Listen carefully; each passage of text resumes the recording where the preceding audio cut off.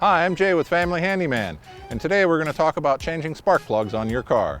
Now, not all spark plugs on all cars are easy to reach, but if they are, it's a job you can do yourself and save yourself a lot of money. Let's get started. To find the right spark plug for your vehicle, go to your local auto parts store and let them know the exact make and model, and they'll find one that fits your car perfectly. The first thing we want to do when we're doing electrical work on the vehicle is to disconnect the battery. We take the black or negative terminal off first, and then the red or positive terminal. The next step is to remove the spark plug wire from the spark plug.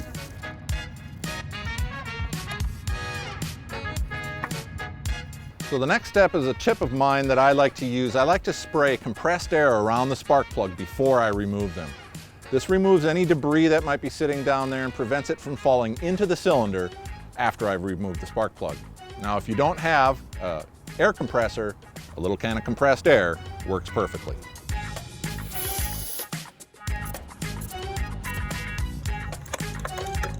So once we pull the spark plug out, we can actually learn a lot by looking at it. I can tell by looking at this spark plug that my car is running lean.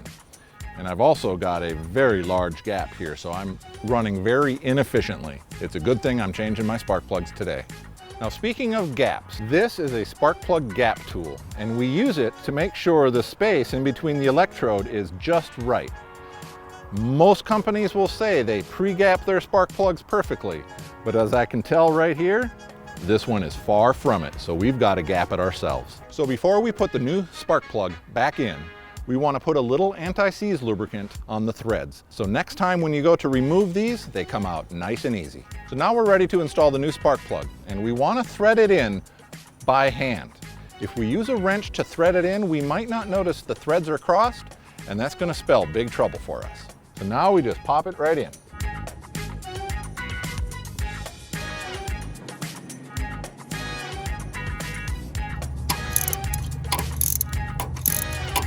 All right, we're all finished. I just had to put the spark plug wires back on and reconnect the battery. For more automotive tips, visit familyhandyman.com.